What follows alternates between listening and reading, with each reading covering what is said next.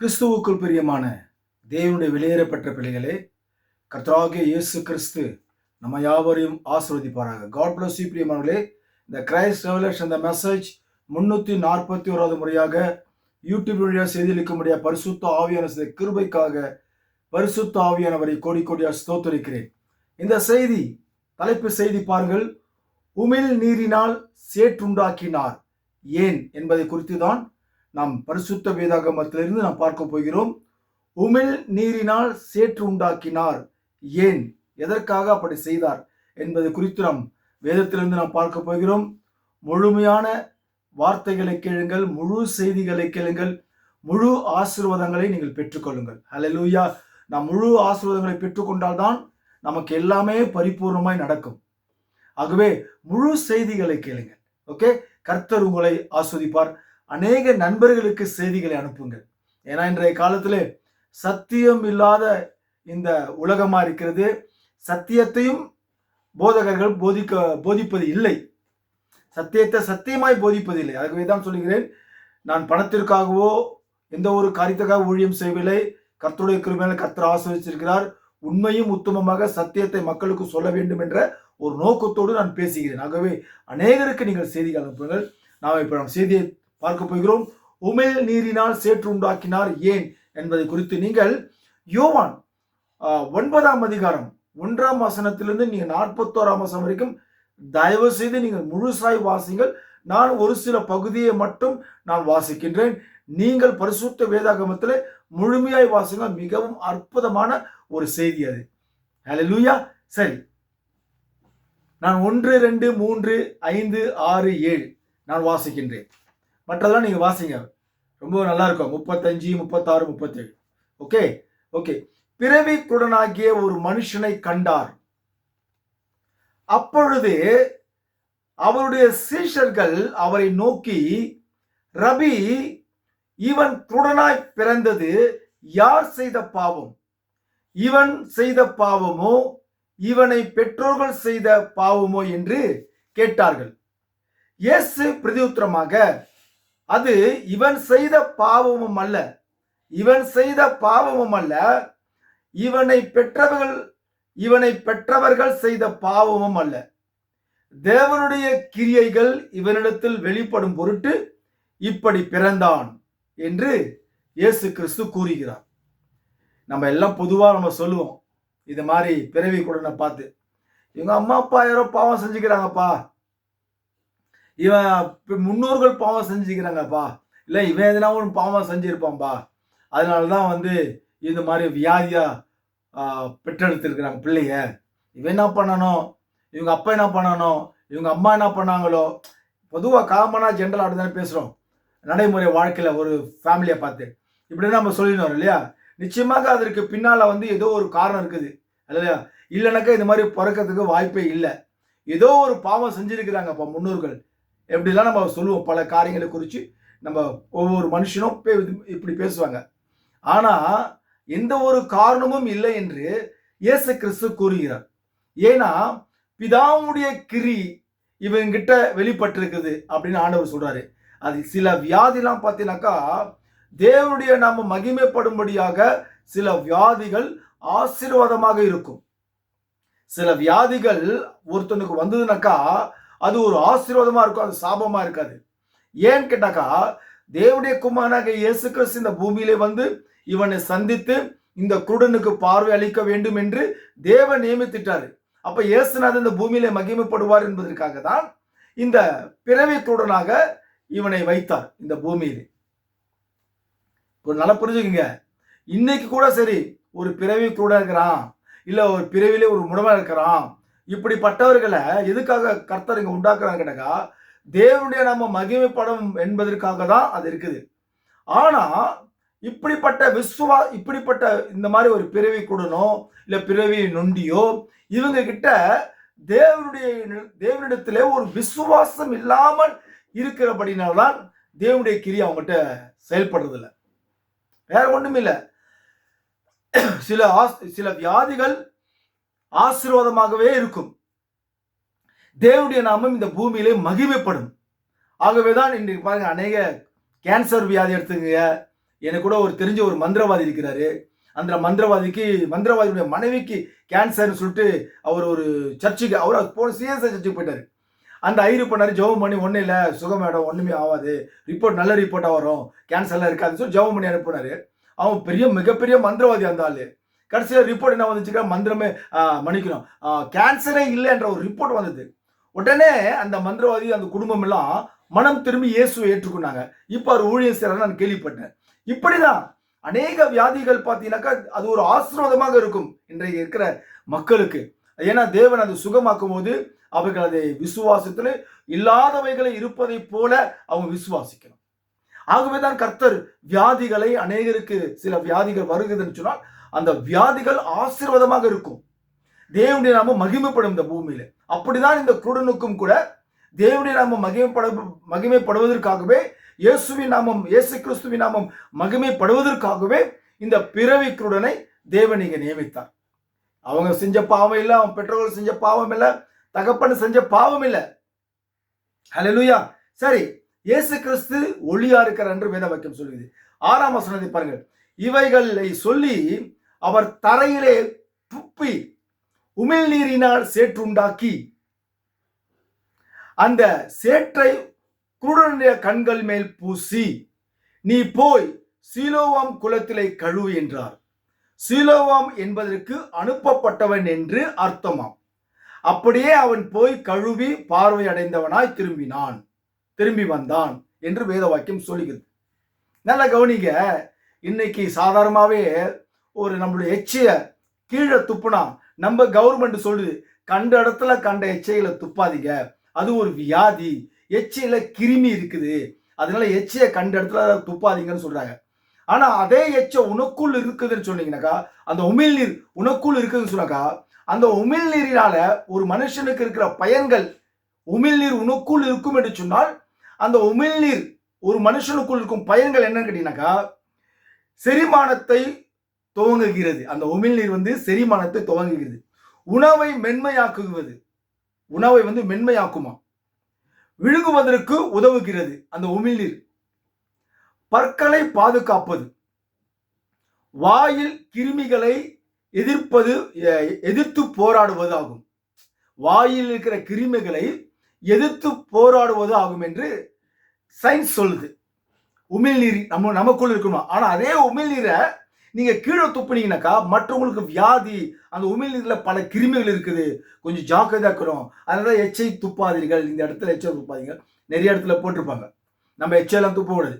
ஆனா இந்த இயேசு கிறிஸ்து பாருங்க, அவருடைய உமிழ்நீரை கீழே துப்புறாரு. துப்பி அந்த ஏகப்பட்ட குப்பைங்க இருக்குது, இந்த மண்ணுல ஏகப்பட்ட குப்பை, டஸ்ட், பயங்கர டஸ்ட் இருக்குது, அதுல இயேசுநாதர் அந்த உமிழ்நீர் துப்பி அதை நல்லா குழைச்சி என்ன பண்றாரு, நல்லா குழைச்சி நல்லா உருண்ட மாதிரி. இந்த பிறவி குடன் பார்த்தீங்கன்னாக்கா, பிறவியிலிருந்து குழந்தை பிறக்கும் போது இந்த கண் இருக்க போலா இருக்கும். நீங்க வேதத்தை நீங்க பார்க்க போனாக்கா, ஒரு வசனம் ஒன்று படிக்கிறேன், எரேமியா 1:5. கர்த்தர் நான் உன்னை தாயின் வயிற்றில் உருவாக்கும் முன்னே உன்னை அறிந்திருக்கிறேன் என்று வேத வாக்கியத்தில் சொல்லப்படுகிறது, எரேமியா 1:5. அப்ப இந்த பிறவிக்குடனை பார்த்தீங்கன்னாக்கா, தாயின் வயிற்றில் உருவாக்கும் முன்னமே கர்த்தர் இயேசுநாதர் அறிஞ்சிட்டார். அந்த தாயின் வயிற்றில் உருவாக்குறதே இவர் தான். அப்ப இவர் தாய் வயிற்றை உருவாக்கும் போதே அந்த கண் இருக்குது பாருங்க, அந்த கருப்பு மையெல்லாம் அது இல்லாமலே உருவாக்கிட்டார். சரி, இந்த இயேசு கிறிஸ்து நீங்க பாத்தீங்கன்னாக்கா, மத்தேயுல நீங்க பாத்தீங்கன்னாக்கா 2-3 குருடர்கள் வராங்க. அவர் தொட்டாரு, பார்வை அடைந்து விட்டார்கள் அப்படின்னு வேத வாக்கியம் சொல்லுது. அப்போ அவங்களுக்கு நீங்க பாத்தீங்கன்னாக்கா, அந்த உருண்டையா அந்த கண் இருக்குது பாருங்க, அந்த கண் அவனுக்குள் இருக்குது, ஆனா பார்வை இல்லை. தொட்ட உடனே அந்த பார்வை அடைஞ்சிருச்சு. இவனுக்கு எதற்கு இந்த மண்ணை உண்டாக்கி அந்த மண்ணை ஒரு உருண்டை மாதிரி ஆக்கி அவனுக்குள்ள உள்ள போட்டு பூசினாரு கேட்டாக்கா, இங்கதான் முக்கியமான ரகசியத்தை நீங்க புரிஞ்சுக்கணும். எதனால இயேசுநாதர் உமிழ்நீரினால சேற்றை உண்டாக்கி அதை பிசைந்து அந்த மண்ணை குழைச்சி அந்த மண்ணை உருண்டாக்கி அந்த 2 கண்ணில் பூசினார் கேட்டாக்கா, இதுக்கு நீங்க நல்ல உஷாரா புரிஞ்சுக்கணும். இந்த இயேசு கிறிஸ்து நேற்று வந்தவர் இல்ல, இந்த இயேசு கிறிஸ்து தான் ஆதாமை உருவாக்குனவர். நீங்க ஆதியாகமம் 2ஆம் அதிகாரம் 7ஆம் வசனத்தை நீங்க வாசித்து பாருங்கள். அங்க தேவனாகிய கர்த்தர் ஆதாமை மண்ணினாலே உருவாக்குனார். மண்ணினாலே உருவாக்குன அந்த கர்த்தர் தான் இயேசுவா இந்த பூமியிலே வந்து இந்த கர்த்தர், இயேசு வேற யாருமே இல்லைங்க, இயேசுவும் கர்த்தர் தான். நீங்க லூக்கா 2:11 நீங்கள் வாசித்து பாருங்கள். இன்று கர்த்தர் ஆகிய கிறிஸ்து எனும் ரட்சகர் தாவீதின் ஊரிலே பிறந்திருக்கிறார். நல்லா கவனிக்கிறார். பழைய ஏற்பாட்டுல ஒரு கர்த்தர், புதிய ஏற்பாட்டுல ஒரு கர்த்தர், அப்படிலாம் கிடையவே கிடையாது. பழைய ஏற்பாட்டுல இருந்த கர்த்தர் தான் புதிய ஏற்பாட்டுல இருக்கிறாரு. புதிய ஏற்பாட்டுல இருக்கிற கர்த்தர் தான் பழைய ஏற்பாட்டுல இருந்தாரு. அதுதான் உங்களுக்கு காமிக்கிறேன். இந்த இயேசுநாதர் உமிழ் நீரினாலே அந்த மண்ணை குழைத்து அவனுக்கு பூசின காரணம் என்ன கிடக்கா, இந்த மண்ணினாலே தான் ஆதாமை உருவாக்கினார். அந்த ஆதாமை உருவாக்கினவர் வேற யாருமே இல்ல, இந்த இயேசு கிறிஸ்து தான் என்பதை நிரூபிக்கும்படியாக அவர் இந்த இடத்துல ஒரு சின்ன சாம்பிள் செய்தார். வேற ஒண்ணுமே இல்ல. அவங்கள போல மத்தேயு 9 நீ வாசித்து பாருங்க. அங்கெல்லாம் பாத்தீங்கன்னாக்கா ஒரு கூட தொட்டாரு, உன் விசுவாசத்தின் பிறகு ஆக கடவுது என்று சொல்றாரு. இவனுக்கு அப்படி செஞ்சிருக்கலாமே, ஆனா இங்க டிஃபரெண்டா செய்யறாரு. ஏன்னு கேட்டாக்கா, அந்த ஆதாமை உருவாக்குன அவர்தான் இவர்தான் அவர் என்பதை ஒரு மறைமுகமாக அங்க செயல்படுத்தி அங்கே காண்பிக்கிறார் இயேசு கிறிஸ்து. இயேசு என்பது அந்த கர்த்தராகிய கிறிஸ்து ரட்சகருக்கு வைத்த ஒரு பேர் இயேசு. ஆனா இயேசு என்பது ஒரு பேரு. இந்த இயேசு என்று பேர் வைப்பதற்கு முன்பாக இங்க லூக்கா 2:10 சொல்லும்போது அவர் யார் என்றால் கர்த்தராகிய கிறிஸ்து. இந்த கர்த்தர் யார் என்று பார்க்க போனால் அவர்தான் தேவன் என்று புதிய ஏற்பாட்டில் மிக அழகாக சொல்லப்படுகிறது. அப்ப மொத்தத்தில் இவர் யார் என்று பார்க்க போனால் இவர்தான் ஆதாமை உருவாக்கினவர் மண்ணினாலே. ஆகவேதான் இவர் உமிழ் நீரினாலே சேற்று உண்டாக்கி மண்ணை நல்லா குழைச்சி அவர் கையில அப்படியே அது உருண்டை மாதிரி கண்ணுக்கு எவ்வளவு சைஸோ அந்த சைஸை உருவாக்கி அவர் அப்படியே உள்ள விட்டு அப்படி பூசினாரு. மறுபடியும் பண்ணி உள்ள விட்டு அவர் பூசினாரு. அது தேவன் பண்ணாரு, அது கண்களாய் மாறிவிட்டது. ஹல்லேலூயா. ரொம்ப அற்புதமான ஒரு சிறிய செய்தி தான், ஆனா எவ்வளவு ஒரு அர்த்தமுள்ள செய்தி பாருங்க. மண்ணைய குழைச்சி பண்ணணும், உமிழ் நீரினாலே மண்ணை குழைச்சி பண்ண காரணம் ஆதாமை இவர் மண்ணினாலே உருவாக்குனதுனாலதான். இந்த மண்ணான சரீரத்துக்கு மண்ணையே பூசுறாரு. இங்க குறை வச்சுட்டாரு இயேசுநாதர். தாயின் வயிற்றில் உருவாகும் போதே அங்க ஒரு சின்ன குறைய வச்சுட்டார். ஏனக்கா, இந்த கர்த்தராகிய கிறிஸ்து என்னும் இயேசுவானவர் இந்த பூமியிலே மகிமைப்பட வேண்டும் என்பதற்காக தான் இவரே அப்படி செய்தார்.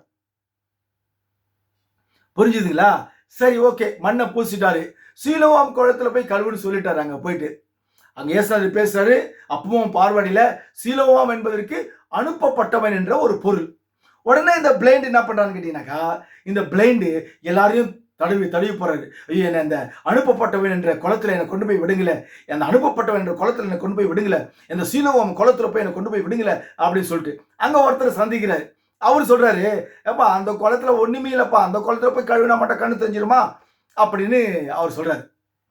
இதெல்லாம் ஐயா பைபிள் அப்படின்னு சொன்னாங்கன்னா அப்படிலாம் கேட்காதீங்க. ஏன்னா அந்த காலத்துல பரிசெயர், சதிசெயர், நிறைய கூட்டாட்ட பசங்க, நிறைய பிளைண்ட் இவன மாதிரி, இதெல்லாம் இந்த பிளைண்ட் பரவாயில்ல, கண்ணும் இருந்தும் குடனா இருக்கிறவங்க அவங்க அப்படி பேசுனாங்க. என்ன அந்த குளத்துல போய் இவர் சொல்றான்னு சொல்றாங்க, போனா கண்ணு தெரிஞ்சுமா அவனுக்கு? எத்தனையோ பேர் போறாங்க, மூஞ்சி கழுவுறாங்க, குடிக்கிறாங்க அந்த குளத்துல, எவனுக்குமே ஒன்று அற்புதமா நடக்கல, உனக்கு மட்டும் அற்புதம் நடந்துருமா அப்படின்னா அந்த காலத்துல அப்படி பேசுறாங்க பிளைண்டு கிட்ட. இல்ல நீங்க என்ன இந்த சீலோவாம் குளத்துல, அந்த அனுப்பப்பட்டவன் இந்த குளத்துல என்னை கொண்டு போய் அங்க போங்க, அது எல்லாம் அங்க நடந்துடும், எல்லாமே நடந்துடும்.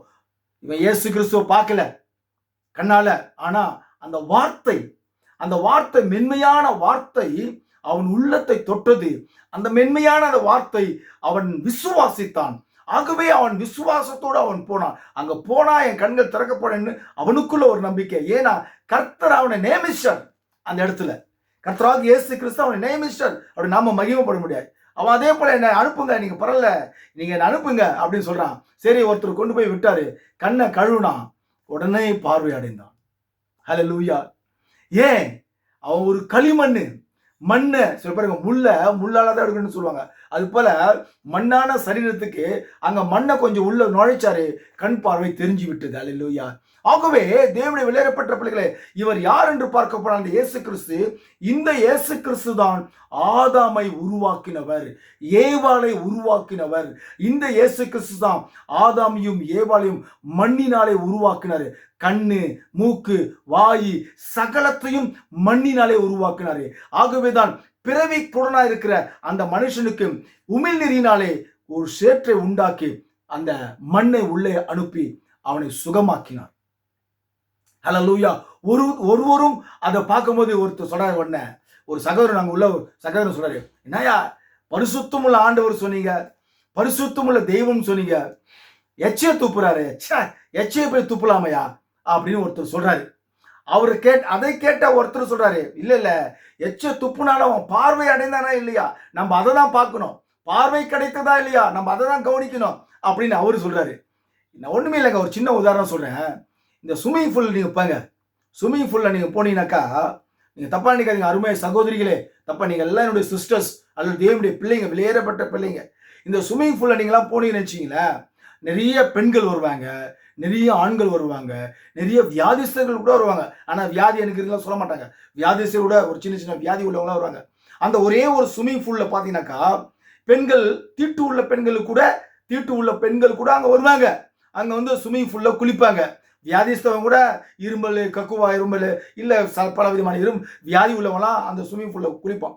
அந்த ஸ்விம்மிங் பூல்லே குளிக்கிறவன் மூத்திரமும் பெய்வான், மூத்திரமும் சில காத்துங்களும் வரும், மனுஷனுடைய பாடியிலிருந்து காத்தும் வரும். இல்ல எல்லா அசுத்தமும் அந்த ஸ்விம்மிங் பூல்ல போய் கலந்துக்கும். தீட்டு உள்ள பெண்களும் குளிப்பாங்க, அந்த எல்லா அசுத்தமும் அந்த ஸ்விம்மிங் பூல்ல வருது இல்லையா. சில பேர் தண்ணியை அந்த ஸ்விம்மிங் பண்ணும்போது சில பேர் அறியாமே முழுங்கிடுவாங்க. ஐயோ நம்ம முழுங்கிட்டோமே சொல்ல காரி துப்புவான் அந்த ஸ்விம்மிங் பூல்ல, அதுலயே குளிச்சுட்டு தான் இருப்பாங்க. அது இங்க இயேசு செஞ்சாரு, உமிழ் நீரினாலே துப்பி சேற்று குழைச்சி கண் பார்வை உள்ள போட்டாரு, கண் பார்வை திறந்தது. அது கண்ணு திறந்தது. ஆனா இது இருக்குதே, இது மிக மிக மோசமான ஒரு காரியம். சிந்திச்சு பாருங்க நீங்களே. நான் ஒரு சின்ன பையனா இருக்கும் போது அது மாதிரி ஸ்விம்மிங் பூல் பண்ணியிருக்கிறேன், அறியாமையினால செஞ்சிருக்கிறேன். ஆனா பரிசுத்த வேதாகமத்தை வாசிக்கும் போது பல கருத்துகள் தீர்க்கதரிசி மூலமா அறிந்து கொள்ளும் பொழுது நம்ம ஐயோ நான் இனிமேல் நம்ம ஸ்விம்மிங் பூலுக்கே போக கூடாதா அந்த மாதிரி வருது. அந்த ஸ்விம்மிங் பூல்ல எவ்வளோ கிருமியால இருக்குது, அந்த கிருமி தண்ணியும் குடிக்கிறீங்க. அந்த ஸ்விம்மிங் பூல்ல குளிச்சுட்டு வெளியே வரும்போது வியாதியோடு சில பேர் ஸ்கின் ப்ராப்ளம் வருது, நிறைய பேருக்கு வியாதி தான் வருது நிறைய பேருக்கு. ஆக மொத்தத்துல அதை காட்டிலும் பரிசுத்தம் உள்ள தெய்வம் எச்சை வந்து அவருடைய எச்சையில எந்த ஒரு கிருமியும் இல்லை. ஏன்னா அது பாவம் இல்லாத ஒரு சரீரம். அல்லேலூயா. அவர் சரீரமே, அவருடைய அவயங்களே, எச்ச எல்லாமே ஒரு பரிசுத்தம் உள்ளதுதான். அதனால முதல்ல நீங்க புரிஞ்சுக்கணும். ஆகவே அந்த பரிசுத்தமுள்ள அந்த உமிழ் நீரானது சேற்றினாலே குழைத்து இயேசு கிறிஸ்து வைக்க காரணம் என்ன, மண்ணான சரீரத்திலே இந்த மண்ணு பூசினாதான் கண் திறக்கப்படும் என்று அவர் செய்து அந்த பார்வையை அவன் அடைந்தான். பார்வையே அடைஞ்சிட்டாங்க. உடனே சுருக்கமா சொல்றேன், அங்குள்ளவர்கள் இவனை சேர்க்கல. சுருக்கமா சொல்றேன், நீ ஃபுல்லா வாசிங்க. உடனே இவனை புறம்பே தள்ளிட்டாங்க. யாரைய? இந்த குருடனை புறம்பே தள்ளின உடனே அவர்கள் புறம்பே தள்ளிவிட்டதை இயேசு கேள்விப்பட்டு அவனை கண்டபோது, நீ தேவனுடைய குமாரனிடத்தில் விசுவாசமா இருக்கிறாயா என்றார். அதற்கு அவன், ஆண்டவரே, அவரிடத்தில் நான் விசுவாசமா இருக்கும்படி அவர் யார் என்றார். இயேசு அவனை நோக்கி, நீ அவரை கண்டிருக்கிறாய், உன்னுடனே பேசுகிறவர் அவர்தான் என்றார். பாருங்க, 37ஆம் வசனத்துல ரொம்ப அற்புதமான ஒரு செய்தி வார்த்தை இருக்குது. நீ அவரை கண்டிருக்கிறாய், உன்னுடனே பேசுகிறவர் அவர்தான் என்றார். உடனே அவன் அறிஞ்சிக்கினான், இந்த இயேசுநாதர் தான் எனக்கு கண் பார்வை கொடுத்தார் என்று. உடனே அவன் அறிஞ்சிக்கினேன். உடனே அவன், ஆண்டவரை விசுவாசிக்கிறேன் என்று சொல்லி அவரை பணிந்து கொண்டான். ஹல்லேலூயா. நல்லா பாருங்க, இயேசு இந்த குருடனை அந்த காலத்து பரிசேயர்கள், வேத பண்டிதர்கள், வேத சாஸ்திரிகள் திட்டி, நீ யாரா எனக்கு போதிக்கிற, பாவத்தில் பிறந்த நீ எனக்கு போதிக்கிற அவரை குறிச்சு சொல்லிட்டு புறமே தள்ளிட்டாங்க. ஆனா இயேசுநாதர் அந்த சரியா அந்த நேரத்துல அவனை தேடி வருகிறார். தேவனுடைய விலையேறப்பட்ட பிள்ளைகளே, உன்னை கூட இந்த உலகத்திலே உன் உறவினர்கள், உன் கணவன், இல்ல உன் மனைவி, உன்னுடைய பந்துக்கள், உண்மையுள்ள நண்பர்கள், ஹல்லேலூயா, உன்னுடைய கம்பெனியில வேலை செய்யக்கூடிய மக்கள் உன்னை புறம்பே தள்ளுவார்கள். ஹல்லேலூயா. கவலைப்படாதீர்கள். ஆனால் அந்த நேரத்துல தான் இயேசு கிறிஸ்து உன்னை தேடி வரும் பொழுது நீ அவரை ஏற்றுக்கொண்டு விசுவாசித்து உண்மையான சத்தியத்தை தேடி நீ போக வேண்டும். இயேசுநாதர் உன்னை தேடி வரும் பொழுது நீங்கள் மனம் திரும்பி ஞானஸ்தானம் எடுத்துக்கொள்றீங்க. ஆனா எடுத்துக்கொண்ட பிற்பாடு வெளிப்பாடு. நீங்க என்ன நினைக்கிறீங்க கேட்டக்கா, நான் ஞானஸ்தானம் எடுத்துட்டேன், நான் அந்நிய பாஷை பேசுறேன், நான் கிறிஸ்துவை நான் தரிச்சு நிற்கிறேன் சொல்லிட்டு நீங்க அப்படியே சைலண்டா இருந்துறீங்க. இல்ல, நீங்க மறுபடியும் நீங்க என்ன பண்ணணும் கேட்டக்கா, இயேசு கிறிஸ்துவை நீங்க தேடி போனோம். எப்படி தேடி போனோம்? நீங்க தேவனுடைய வார்த்தைகளை என்ன சொல்லுகிறது, ரகசியம் என்ன சொல்லுகிறது, மறைப்பொருள் என்ன சொல்லுகிறது, அந்த ரகசியங்களை வெளிப்பாடுகளை தேடி ஆராய்ந்து நீங்கள் அதை கண்டுபிடித்து அதை நீங்கள் பற்றி கொள்ள வேண்டும். நீங்கள் அதை தேடி நீங்கள் போக வேண்டும். இயேசு எப்படி உங்களை தேடி வந்தாரோ, அவன் பாருங்க உடனே அவரை ஏற்றுக்கொண்டு அவரை பின்தொடர்ந்து செயல்பட்டான் அவன். அது போலதான் இன்றைக்கு அநேக விசுவாசிகள் இயேசுவை கண்டினியூவா பின்தொடர்ந்து போவதில்லை. சைலண்டா பாதிலே ஓகே நான் விசுவாசிக்கிறேன், ஞானஸ்தானம் எடுத்துட்டா அங்கே அந்த ஒரு ஸ்டெப்போடு நின்றுறாங்க. நீங்க அவரை தேடி போகணும். ஹல்லேலூயா. வார்த்தைக்குள்ளாக, மறைப்பொருளுக்குள்ளாக, வெளிப்பாடுக்குள்ளாக இன்னும் என்ன ரகசியங்கள் இருக்குது, நீங்க அப்படி தேடி போகும்பொழுது இன்னும் அநேக ஆசீர்வாதங்களை நீங்கள் பெற்றுக்கொள்வீர்கள். ஆகவே தேவனுடைய வெளியேறப்பட்ட பிள்ளைகளே, தேவன் இயேசுவாகிய தேவன், இயேசுவாகிய கர்த்தர், இந்த இயேசுவாகிய பிதா, இயேசு கிறிஸ்து வேற யாருமே இல்லைங்க, இயேசு கிறிஸ்து தான் பிதா என்று ஏசாயா தீர்க்கதரிசி நீங்க 9ஆம் அதிகாரத்திலே 6ஆம் வசனத்திலே இந்த இயேசு எனப்பட்ட நபர் பிறப்பதற்கு முன்பாகவே தீர்க்க தரிசனம் உரைத்திருக்கிறார். கிட்டத்தட்ட ஒரு 800 ஆண்டுகள் என்று நினைக்கின்றேன். 800 ஆண்டுகளுக்கு முன்பாக இல்லை 400 ஆண்டுகளாக, எனக்கு மெமரி இல்லை, சரித்திரத்தை படித்தது குறித்து நான் உங்கள்கிட்ட சொல்றேன். 800 ஆண்டுகளுக்கு முன்பாக இந்த ஏசாயா தீர்க்கதரிசி பிறக்க போகிற இயேசு கிறிஸ்துவை குறித்து சொல்றாரு. அவர் ஆலோசனை கர்த்தர் என்றும், சர்வ வல்லமுள்ள தேவன் என்றும், நித்திய பிதா என்றும், சமாதானத்தின் பிரபு என்றும் அவர் தீர்க்க தரிசனமாக உரைத்திருக்கிறார். ஹல்லேலூயா. நீங்க ரொம்ப அற்புதமான ஒரு வார்த்தை. அப்ப இந்த இயேசு கிறிஸ்து யாருன்னு கேட்டாக்கா, அவர் தான் கர்த்தரு, அவர் தான் இந்த ஆதாமேவல உருவாக்குனவரு, இவர் தான் நித்திய பிதா. இங்க இயேசு ஒரு வார்த்தை சொல்றாரு 37 வசனத்துல, இயேசு அவனை நோக்கி அவரை நீ கண்டிருக்கிறாய். இதே சப்ஜெக்ட் தாங்க நீங்க யோவானோட நீங்க பார்க்கலாம். யோவான்ல பாத்தீங்கன்னாக்கா, யோவான் 14ஆம் அதிகாரத்தில் நீங்கள் 6 to 9 வரைக்கும் வாசித்து பாருங்க. நான் சுருக்கமா உங்களுக்கு வாசிக்கிறேன். 7ஆம் வசனத்தை, என்னை அறிந்தீர்கள், ஆனால் என் பிதாவையும் அறிந்திருப்பீர்கள். இது முதல் நீங்கள் அவரை அறிந்தும் அவரை கண்டும் இருக்கிறீர்கள் என்றார். பிலிப்பு அவரை நோக்கி, ஆண்டவரே, பிதாவை எங்களுக்கு காண்பியும், அது எங்களுக்கு போதும் என்றார். 8ஆம் வசனத்துல. அப்ப கூட இயேசு ஒரு வார்த்தை மறிப்பொருளாய் இந்த குருடங்கிட்ட என்ன பேசுறாரோ அதே தான் இங்க பேசுறாரு பிலிப்பு கிட்ட. நீங்கள் அதை அறிந்தும் அவரை, இது முதல் நீங்கள் அவரை அறிந்தும் அவரை கண்டும் இருக்கிறீர்கள். அந்த வார்த்தை சொல்லும்போது கூட பிலிப்பு பாருங்க, பின்தொடர்ந்து போன பிலிப்பு கூட வெளிப்பாடு கிடைக்கல அவனுக்கு சரியா. ஆனா இன்றைய காலத்துக்கு கிறிஸ்தவர்களுக்கும் அதே வெளிப்பாடு கிடைக்கல. மனவாட்டி சொல்லக்கூடிய ஒரு குரூப் இருக்குது இந்த பூமியில, தேவனுடைய மனவாட்டி, அவங்க எல்லாம் கிளியரா இருக்கிறாங்க. அல்லேலூயா.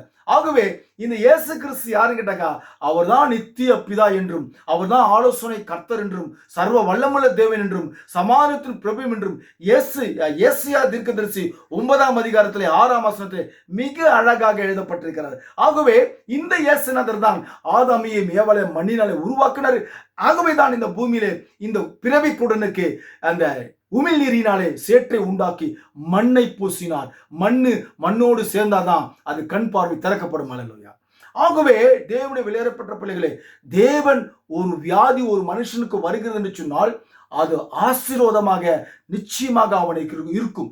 தேவன் அந்த வியாதியை சுகப்படுத்தவே உனக்கு வியாதியை கொடுத்திருக்கிறார். ஆகவே எனக்கு வியாதி இருக்குது, ஐயோ என் இயேசுக்கு நான் அதை கைவிட்டுட்டார் என்று சில பேர் சொல்லாதீங்க. அப்படிலாம் நிச்சயமா அந்த வியாதி திடீர்னு உனக்கு அட்டாக் ஆச்சுனாக்கா தேவன் உன்னை சுகப்படுத்துவார். அவருடைய நாம மகிமைப்படும். அந்த சுகத்தினாலே நீ தேவனை மகிமைப்படுத்துவார்.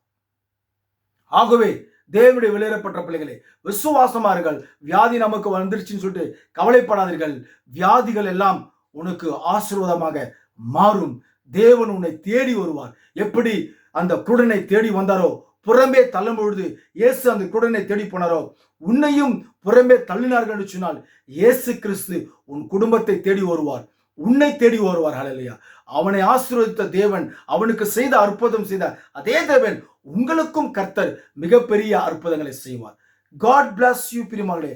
புதிய செய்தியோடு உங்களை சந்திக்கிறேன். God bless you.